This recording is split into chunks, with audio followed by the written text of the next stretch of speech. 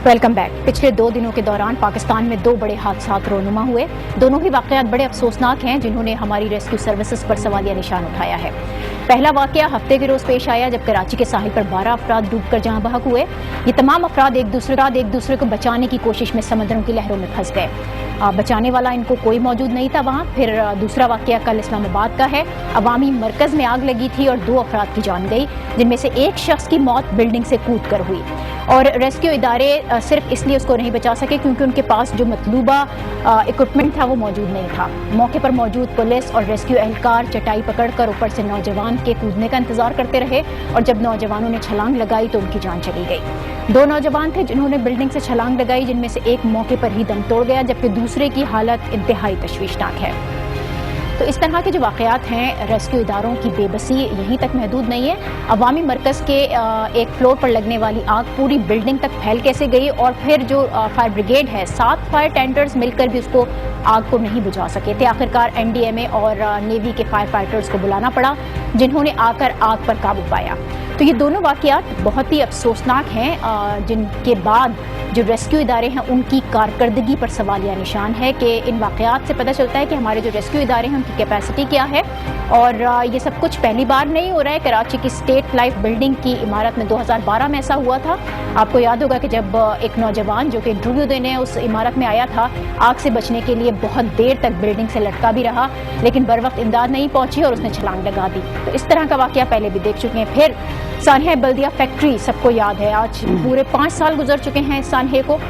इस सानहे को अगर याद करें तो वहाँ भी रेस्क्यू सर्विसेज का जो रिस्पांस था वो बहुत स्लो था। फायर ब्रिगेड आग लगने के 45 मिनट के बाद पहुंची थी मौके पर, और इस आग को बुझाने में सिर्फ घंटों ही नहीं दिन लगे थे। तो ये वो वजूहात हैं वो जिनकी वजह से छोटे छोटे हादसात बड़े सानिहात की शक्ल अख्तियार कर लेते हैं।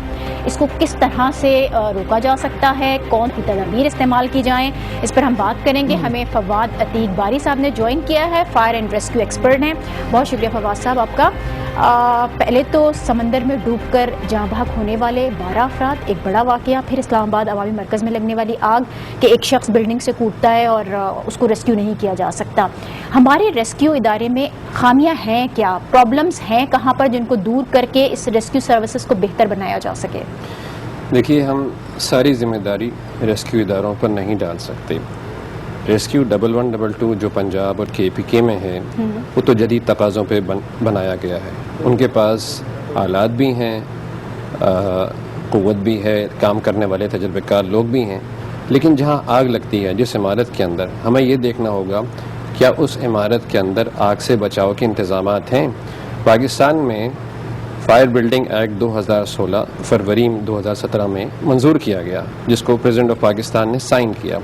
उस बिल्डिंग एक्ट के मुताबिक किसी भी बिल्डिंग के अंदर बुनियादी तौर पे जो तीन मंजिला या उससे ज़्यादा है, फायर एक्सटिंग्विशर्स का होना लाजमी है कि कोई भी आग लगे तो एक्सटिंग्विशर से हम छोटी मोटी आग को बुझा सकें। इसके अलावा स्मोक अलार्म्स, यानी कल छुट्टी का दिन था और वहाँ आग लगी, अगर स्मोक अलार्म्स काम कर रहे होते तो धुएं की सूरत में आग लगने से पहले घंटियां बच जाती। चलें, ये तो एक फैक्टर हो गया कि बिल्डिंग कोड का। तो दूसरी तरफ आप सिक्योरिटी इदारों की जानिब आ जाते हैं। हम सिक्योरिटी इदारों को बराह रास्त उन पर तनकीद नहीं करते, जाहिर है उनको इक्विप किया जाए, ट्रेनिंग का फुकदान होगा, रिसोर्सेज नहीं होंगी, तो इन चीज़ों को हाईलाइट तो करना है ताकि इस तरह के सानिहात से बचें। देखिए, जैसे मैंने उसके पंजाब और KPK में रेस्क्यू 1112 के ऊपर बेपना पैसा खर्च किया गया। उनके पास तो किसी चीज़ की कमी नहीं है, उनके इंतज़ामात बहुत अच्छे हैं, और उनका जो टारगेट टाइम है हादसे पे पहुंचने का वो 7 मिनट है। तो उनको किसी चीज़ की खामी इस तरह की होनी नहीं चाहिए। हाँ, ये ज़रूर है कि कल जो हमने देखा कि एक जो आदमी फंसा हुआ था और वो बिल्डिंग से कूद गया और नीचे वो चटाई लेके खड़े हुए थे और उसकी जान चली गई। फायर ब्रिगेड के पास कुछ ऐसी चीज़ें होती हैं जैसे जंपिंग शीट, ये जंपिंग कुशन्स, ये होने चाहिए थे अगर वो इस किस्म के हादसात के लिए तैयार रहें कि कभी किसी को बिल्डिंग से कूदना पड़े। लेकिन बिल्डिंग से कूदना ही क्यों पड़े? फिर मैं उसी बात के ऊपर आ जाता हूँ कि बिल्डिंग के अंदर इमरजेंसी एग्जिट्स क्यों नहीं है, बिल्डिंग के अंदर फायर पम्प्स क्यों नहीं है, हाउस रील्स क्यों नहीं है। بلڈنگ کا ایمرجنسی پلان کیوں نہیں ہے, بلڈنگ میں فائر وارڈن ٹیمز کیوں اس نہیں کی ہیں. کچھ اور وجوہات ہو سکتی ہیں, کیونکہ جس بلڈنگ میں آگ لگی وہاں پر موجود تھا ایگزٹ, لیکن کیونکہ وہ گارڈز تھے ان کو پتہ نہیں تھا, تو وہ ایک عام اویئرنیس بھی تو ہے. چلیں ہم سیکیورٹی, یہ جو ریسکیو ادارے ہیں, ریسکیو اداروں سے دوسری طرف آ جاتے ہیں, تو اس میں عام لوگوں کی اویئرنیس کے لیے کیا کیا جائے. عام لوگوں کو بھی تو پتہ ہو کہ ہمارے جو ریسکیو کا جو کام ہوتا ہے وہ خود وہ بھی انجام دے سکیں. دیکھیے, بحیثیت کسی گھر کے سربراہ کی یا کسی ادارے کے سربراہ میری کیا ذمہ داری ہے. میں اپنے گھر میں یا ادارے میں سب سے پہلے یہ دیکھوں کیا میرے پاس آگ بجھانے کے آلات موجود ہیں. میرے گھر میں اگر دھواں بھر جائے تو اس گھر میں سے دھوئیں میں سے کس حالت میں نکلا جائے, کیسے باہر نکلا جائے.